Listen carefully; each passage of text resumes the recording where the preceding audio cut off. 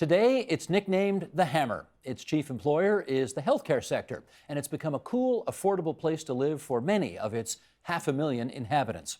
But a century ago, Hamilton, Ontario was a very different place. Let's find out how different from Craig Heron, who's written Lunch Bucket Lives, Remaking the Workers City, and we're happy to have you back here at TVO. Thank you. We had you in here ages ago for a book you did on the history of booze. That's right. Sadly, we were not sampling that night, if I recall. No, and regrettably, you didn't offer any. Yeah, I did not either, no. Are you from Hamilton? I am not. Do you have any connection to Hamilton? None whatsoever. So what are you doing writing a book about Hamilton that's 750 pages long? I could have retired years ago if I had a nickel for every time I had to answer that question. It started as I was an eager beaver graduate student who was interested in writing the history of workers, and I wanted to do a city study. That's what everyone was doing in those days, community studies. And Hamilton was the right size. It had the particular combination of industries I was interested in, so it was an academic decision to start with. And gradually, with all my trips there, I got more and more entranced with the place, if you can believe it. What do you mean, if I can believe it? I'm from Hamilton. Of course I can believe it. But you know, part of it, you and I having this my new affinity for it, but your old one. Most people's underappreciation of that city is from the Burlington Skyway, where you can see all those belching smokestacks, and they think it's a pretty ugly place. Somewhat after that, into the 1990s, I was involved in founding a heritage center in Hamilton and worked many years there, so I was back and forth. Got to know the city quite well and a lot of the people there and city council people and so on. So I developed a particular affection for the place, but I don't think I could count the number of nights I've spent in Hamilton on one hand and have fingers left over, I think. But your appreciation has improved in the meantime. Definitely. Glad to hear that. Well, let's go back a century. Put us in the Hamilton of 100 years ago. What kind of a city was it? Well, it was an incredibly ambitious, dynamic city where a tremendous amount was happening in a short period of time. At the turn of the 20th century, there were a group of Hamilton businessmen who were determined to build this place into an even bigger center than it had ever been. And then it had done pretty well in the 19th century. Lost out to Toronto as the port city, but it had done extremely well as an industrial center, and these businessmen had been used to cooperating. So first thing they did was create a blast furnace company that was going to be the basis of Stelco, and they knew this was going to be a mecca for various things. Then they went off and reached out to a number of really big American corporations and said, come on in, we've got tax benefits and land you can have. So Canadian Westinghouse arrives, International Harvester arrives, and a host of them. By the First World War, they were bragging about how many of these new industries they'd got, more than any other city in the country, they said. And so overnight, an industry that had already industrialized, was quite familiar with what industrial life was about, had a whole new range of industries, much bigger, much more dynamic, and taking over the city, transforming it in new directions. So if you were an immigrant 100 years ago, you went to this city, you got yourself a good paying job at these factories, and you're on the way? That would be a bit of an exaggeration. Okay. You got yourself a job pretty quickly, most likely. But there are a number of ways in which your life could be pretty insecure and unstable. For example? Well, partly, job security was nothing like what we would now assume for most workers. Not what we now assume, what we once assumed in that long period after the Second World War where people settled into jobs and stayed there. Are there unions at this time? Very few. Mostly they're craft unions that are organized around particular groups of skilled workers, and they're being driven off to the edges of industry, and employers don't want to have anything to do with unions, more or less after the turn of the century. The turning point is a huge strike of the Street Railway Company in 1906. It becomes a kind of symbolic moment when the city and pretty large numbers of workers that weren't even working for the company rally in the streets behind this company that is actually owned by the big power conglomerate Dominion Power and Cataract Power at that point, later Dominion Power. And they won, but it was a Pyrrhic victory in some ways, because within a few years it was pretty clear employers wanted no more of this, no more negotiating, and it was an open shop regime through most of the rest of the period down to the Second World War. As surprising as it sounds today, Hamilton was a very Tory town back then, wasn't it? Absolutely. It was fascinating. The Conservative Party was extremely successful in constructing a sense of what was good about being a member of the Conservative Party and sharing their vision of a future, and a lot of it had to do with protecting these industries with a tariff wall and a promotion of Ontario Hydro, which some of the Conservative Party members in Hamilton were well into. supporting a variety of ways in which workers could feel they were buying into the Tory vision in those days. And they won election after election. Craig, I think the most amazing little historical tidbit I picked up from reading the book was the man who killed Spain's prime minister worked at Stelco. Exactly. What is that about? Well, I was doing the newspaper research, and there on the front page of the Hamilton Herald is a report on a guy who wandered into the newspaper office saying, "I've got this copy of Karl Marx's Capital, and in it is, in the flyleaf is the name of this guy, and I noticed that he just shot the King of Spain. So he actually worked with me, and he lived in my boarding house." What year would we be talking? 1909, 10, somewhere around there. Okay. I think the assassination was like 1911, something like that. So, but it's an indication of how so many people came and went, particularly non-Anglo-Saxons who were coming, as historians now say, to sojourn and work for a period of time before they would go back home or send the money home.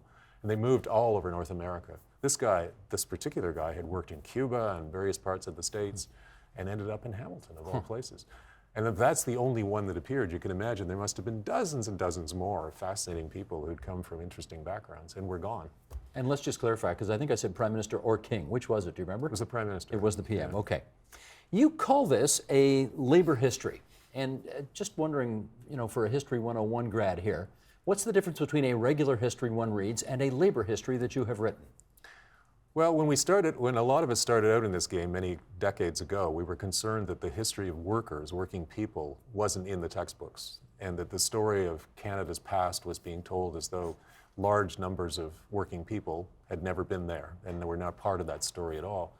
So when we started to write, we were very interested, this is going back to the 70s and 80s, we were very interested in putting back into history the people who actually made a lot of the history, who participated in it actively. And to make them more than simply the cheering crowds when John A. Macdonald got up to make a speech. And gradually it became a slightly larger project than just putting them back in, and to recognize, well, history looks quite different when you put them in, and recognize that they're a sort of central focus of the story. When I sat down to write this all too many years ago, my interest was in, okay, let's put together as many parts of social and political and economic history and put the workers into that and see how they interact in a city. So I was interested in all that I just was talking about the rise of industry, and unions and such like, political parties, but also what about their neighborhoods? What about their associational life? What about the places they went to after work? You go further than that. What about their sex lives? You write about their sex lives, I Craig. tried to. Well, you did. Never mind, you tried to. It's in there. Now, why did you want to put that in there? Well, because it's part of the lives of people. There's a great deal going on. It comes up particularly around issues about gender, and that was over the last 3 decades or so, that's become a really important part of how we write history in Canada, to recognize that people weren't just Canadians, they were also, or weren't even just workers, but they were also men and women and male and female. And so when you start to look at what men thought about themselves, for example, and how they constructed their sense of their masculinities as working men, their sexuality becomes quite important. And equally for women I found this fascinating as I got more into the story of working class women in the period, young women, who would go out in the new dance halls that were appearing and doing all these animal dances, like the shimmy and the buggy hug and the various crazy things. And expressing their sexuality was extremely important to them. What was it like? Well, I should ask this. What percentage of women do you think worked, quote unquote, outside the home back then? Well, the pattern was that you generally worked only up until marriage. And that would be in your early to mid 20s for most women. And the figures that the census provides, that's the only real indication we've got, that most, say 16, 17, 18-year-olds, you'd have 2/3 of those women out working, young women. And probably the other third would not be in school anymore. They'd be helping their mothers at home. But the ones at home might well, at some point, have gone into the workforce as they were needed. Because essentially the decision to send a kid out into the workforce was based on what did the family need? Are you trying to pay off the installment payments on your stove? Or are you trying to pay that huge doctor bill you got when your father got hurt in the mill last year sometime? There are all sorts of ways in which kids' money was extremely important. They were the secondary wage earners, the way we now assume that wives and mothers are. But back then, wives and mothers would work really only if the father disappeared from the wage-earning workforce, whether he was ill, whether he was sick or injured, whether he disappeared, whether he died, any number of those things. But mostly, when you got married, you expected to be working in a household. Interesting quote in the book about, you've quoted somebody as having said, education's a wonderful thing, but it's certainly not going to fill your stomach. Yeah. A very different approach to what the possibilities of education represented back then, I guess. Yeah, absolutely. And I found, again, I found some of these things so surprising when I delved into them. I knew that schooling was important, and I knew that people were organizing from what other people had written in the 19th century, that people organized their families to try and send kids out to work. So I thought, well, what happens when schooling changes to get more kids into school? Well, it's a huge debate at the end of the First World War, when the Ontario government's seriously moving in that direction. There is an outpouring of letters in the Hamilton Spectator saying, this is outrageous. We need those kids to work for us. You know, you're taking, and as you said, education's a fine thing, but it doesn't fill the stomach, as one woman wrote. Another guy saying, you're committing race suicide. You're going to have us all die because we won't be able to afford to live not having our kids making any money. Now, the well-off craft workers didn't argue that way, but certainly well, we don't know who these people were that wrote. The letters to the Spectator would be signed a working man or a disgruntled working man or something like that. But it's interesting you talk about the Spectator, because there are also references to the Hamilton Times and the Hamilton Herald. yeah, Hamilton was a 3-newspaper town back then? it was, plus a couple of labor newspapers. Huh. What do you infer from the fact that a city which, I mean, it's 500,000 today, but it sure wasn't back then. I mean, it was several tens of 100,000 people. Yeah. 100,000 people could support 3 daily newspapers back then? Well, Toronto had way more than that. Yeah. You know, it was a time in which newspapers were, in almost every city could expect to have several in a competitive way, and they were usually identified with political parties very strongly. So at election time, they became flat out propaganda machines for whichever party. The Spectator just spewed out propaganda for the Tory party, and the Times was a straightforward Liberal party. The Herald was an interesting paper. It was a little bit more like the Toronto Star, and it was a sort of small L Liberal paper that tried to meander down the middle and actually supported the independent Labour Party candidate, Alan Studholme, who got elected to the Ontario legislature. Having said what you've said, these were also very harsh times at times, and I note that 1 out of every 10 babies died. Infant mortality rates were high. Even when times were good, you told us, people would be unemployed for 7 weeks of the year, even when the factories were really churning out jobs. You know, it sure seems as if, despite a lot of the good things about being in an ambitious city that was growing, this was a real tough place to live for a lot of people. Is that right to say? And I think it was true for most cities in North America at that point. It wasn't just Hamilton. But yes, absolutely. I think in terms of health, what I was astonished to discover was how many infant or childhood diseases really did take away children. There just were not, we had no antibiotics, and they had cures for almost nothing. So the most they could hope for was to isolate them so they didn't spread their germs. And the insecurity of income meant that when it came to health matters, you often couldn't afford the doctor. You really didn't want to go near the hospital because it had a reputation for being just a terrible place. It was basically for the poor until on into the century a little bit. And yes, it was a pretty grim time for people. And you could see the momentum that would change when during the First World War, when full employment comes along, and people suddenly feel this relief. You know, the employers are complaining that workers are taking days off to go to the racetrack or to a baseball game whenever they feel like it, because they know they won't get fired. There's the fear of poverty and starvation isn't there in the same way. Having said that, before that, how authoritarian or dictatorial do you think management was when unemployment was still a going concern? Extremely is the short answer. I think most of the evidence suggests, especially as the places got bigger and more corporate, that the style was very authoritarian. Foremen were given a tremendous amount of power, little tyrants in their own departments, as they were often called. They could hire, they could fire, they could promote. They often expected some kinds of rewards, like money put in a cigarette case, or in some cases, the sexual favors of your wife. You know, you just leave a bottle on the table and leave the house. These are stories that were confirmed by enough people that they must have happened a few times anyway. So I think people lived in fear on their jobs a lot. Not fear of getting injured because they were dangerous, fear of being fired, fear that what would happen to their families if they didn't come home with that paycheck. On the flip side of that, how pervasive was communism in Hamilton at this time? We're talking 75 to 100 years ago. Well, the communism comes along at the end of the First World War. Relative to some other cities, it wasn't hugely influential in Hamilton, but it did.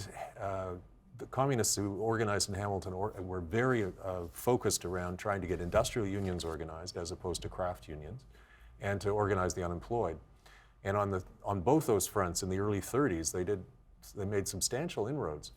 In 1932, they had organized enough demonstrations of the unemployed to marshal an enormous May Day demonstration in Hamilton, which was in one of the big East End parks, which was brutally suppressed by the police and the firemen who brought out fire hoses. And there's a sociologist at McMaster who's interviewed people who lived through the 30s in Hamilton and who asked people explicitly about that event, and there are amazing numbers of people still remember it explicitly and remember it as a time where they were deeply upset that this had happened. So it must have been seen as really quite brutal. There are numerous pictures in your book that really reflect the times quite spectacularly. But there's one picture you don't have, and I want to bring you an example of a campaign sign that someone, thank you, Tina. Here's a campaign's sign for a candidate who ran in the June 4th, 1945 provincial election. Do you recognize the name? Harry Paikin. Was he a Liberal? Harry Paikin was an LPP. Oh, he was a communist. He was a communist. Oh, my Labor heavens. Progressive Party. Harry Paikin ended up, I think, being a school board trustee for 30 years. He was chair of the school board for 10. He's obviously a cousin of mine. And LPP, I gather, Labor Progressive Party, was the sort of synonym for being a communist back then, yes? Well, yes. At the beginning of the Second World War, when the Hitler-Stalin Pact was signed and the Communist Party was banned, they went underground for a while, and then, of course, Stalin became an ally, and so the party resurrected itself by bringing this new name, the Labor Progressive Party. Well, that's fascinating. I didn't know that. And what I've always found interesting, I took this out of my office, obviously, I have this up in my office. You look at his platform, guaranteed jobs for all. Well, we're not quite there, but vacations with pay, we're there. Good homes for all, we're trying to get there. Health insurance, well, we do have that.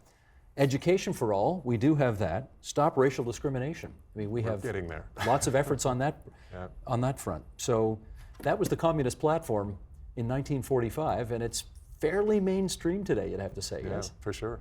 Yeah. Anyway, that's my little contribution to this interview. That's fascinating. I want to thank you for coming in today and telling us about Lunch Bucket Lives, Remaking the Workers City. Craig Heron, great pleasure to have you back here at TVO. Thank you very much. Help TVO create a better world through the power of learning. Visit supporttvo.org and make a tax-deductible donation today.